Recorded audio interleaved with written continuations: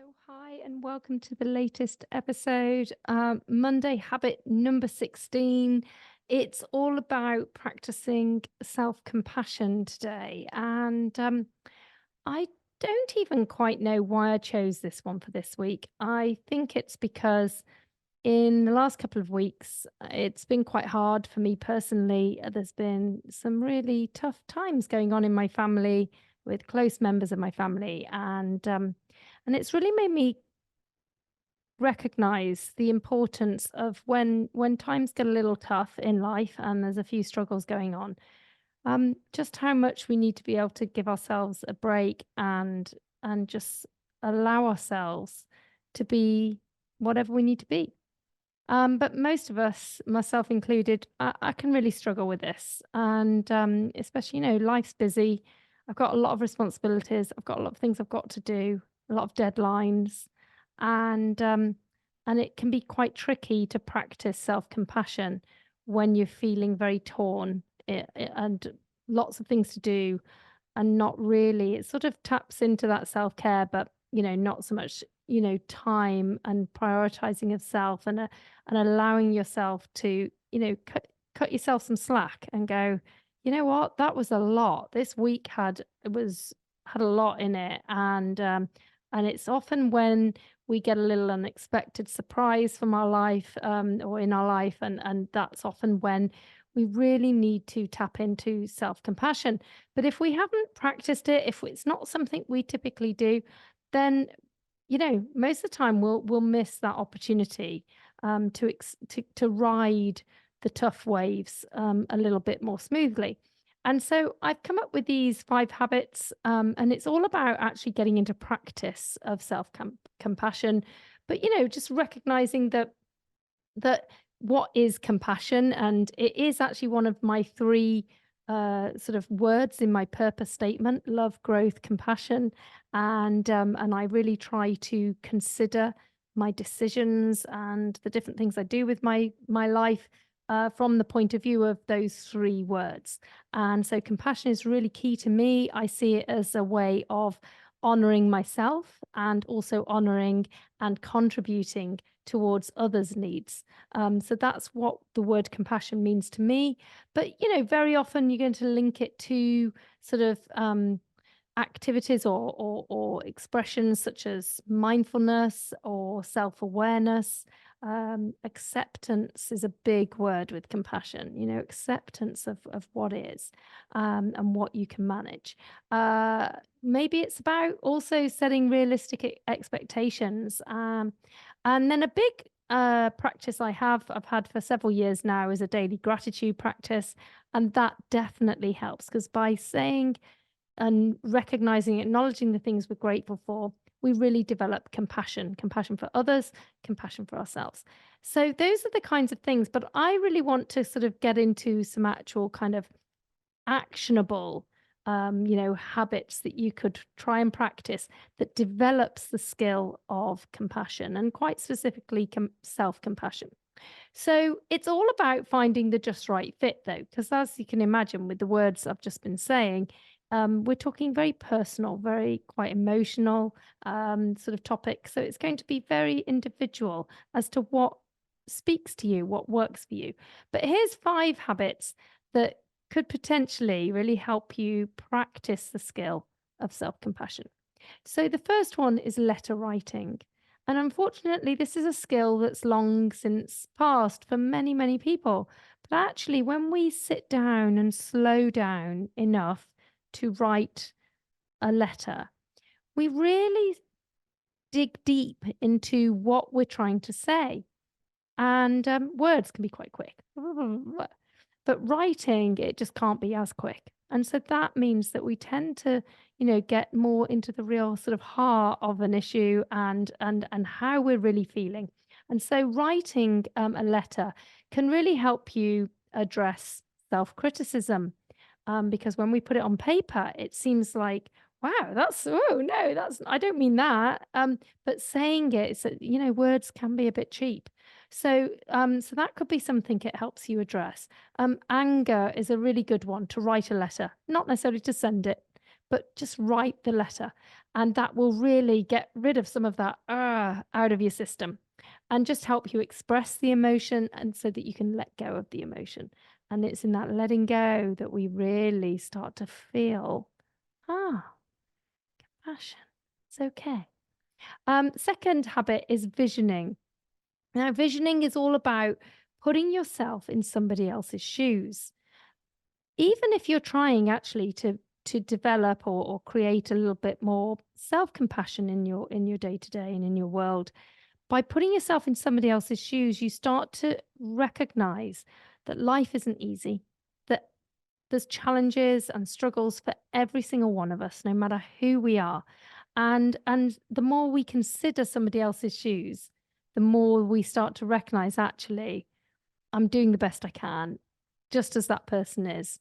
And it removes judgment when we start to really try and think of how it is for someone else, facing a struggle that may be similar to our own. Okay, the third one is method acting. So I'm not trying to talk about, Robert De Niro and hoiking yourself into a taxi or something he did, and like did lots of, hours and hours as a taxi driver so that then he'd be a better method actor in Taxi Driver. But it's along those lines, and it is again a bit like that visioning, but it's really about trying to connect with your past experiences and then using your observations of others. And by using your observations of others, you can really portray a character. And so it might be that you're not quite able to fully embody self-compassion yet, but you could start to look at somebody else and start to work on it that way. Number 4 is this one I really love because it's the creative expression of feelings. So really, this is something that each and every one of you would be able to find some form of creative expression that is right for you. I have had on the podcast Alexis Stones, who's a horticultural therapist, and she would talk about how it developed compassion in her world by being amongst plants, by growing and nurturing plants.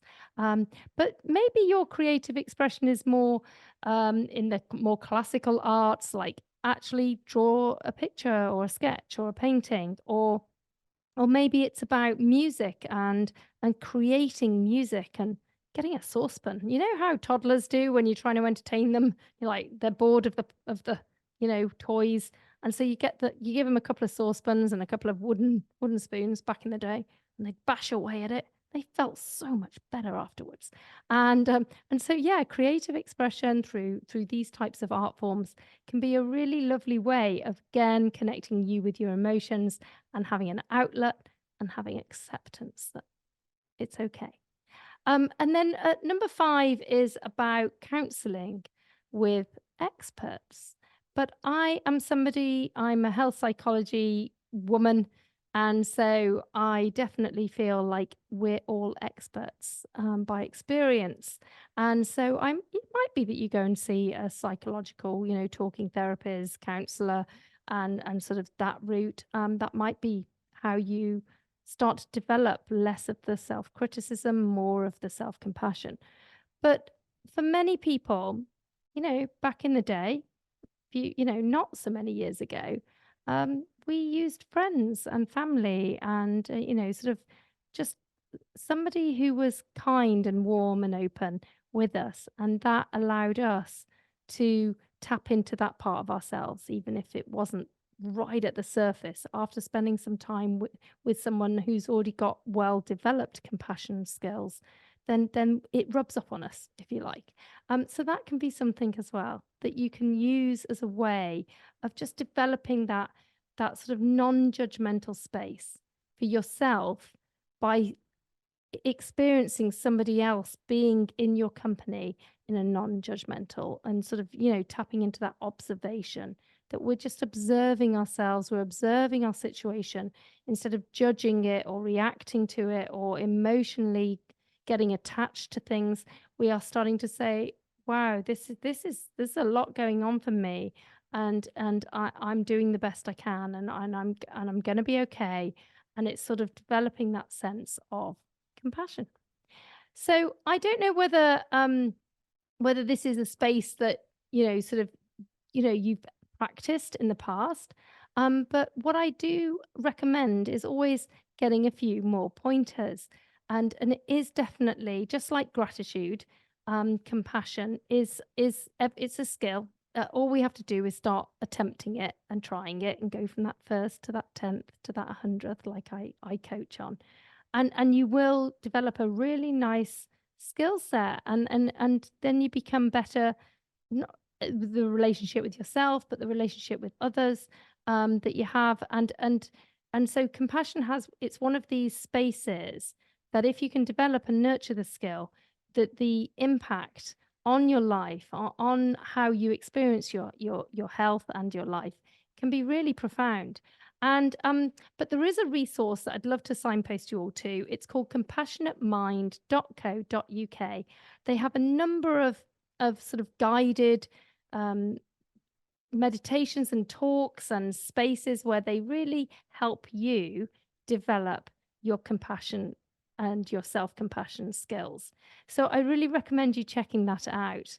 I hope you enjoy this episode. I really feel like the word compassion, and caring for yourself is something that nearly all of us could do with a bit more of. So I invite you to practice one of those 5 habits. Start bringing it into your day, and I hope that then, when those struggles do appear, which they do for all of us, you're better equipped. You're better able to ride the waves. All right. Well, I do want to wish you all a great week ahead. I'm looking forward to this Saturday, the 16th of March. I'm going to be doing an amazing World Health, Real Health series episode. It's a masterclass. You can find it on my LinkedIn. So if you go to the Health Habits Coach LinkedIn, it's a LinkedIn event at 12 o'clock GMT. It's all about food choices that I'm going to be doing as sort of a joint masterclass with Itornam, and we're going to be coaching you on how to make healthier food choices, even if you feel like you haven't got the time or the money to become a healthier eater. So do check that out. But in the meantime, I just want to, wish you all a great week and hope that you all stay really healthy.